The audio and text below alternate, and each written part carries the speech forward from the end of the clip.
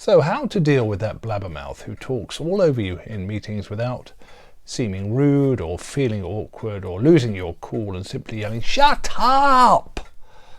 I suggest body language.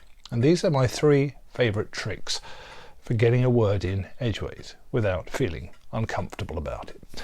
Number 1 is hands and arms. It's amazing how you can silence a blabbermouth just by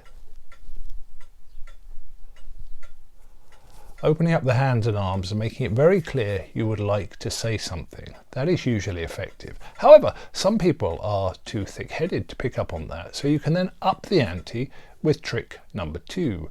This time you can lean forward, so you're encroaching somewhat, perhaps near their space, or certainly just making yourself more visible to them. Combine that with the hands and arms, and it's usually enough to do the trick. However, there are still some thick-headed and insensitive people who don't get that. So then we come to my favourite trick, number 3, the goldfish.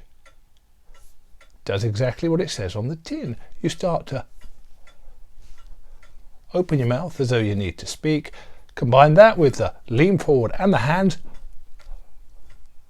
perhaps not quite so theatrically, and you usually have a pretty much guaranteed way of getting a word in.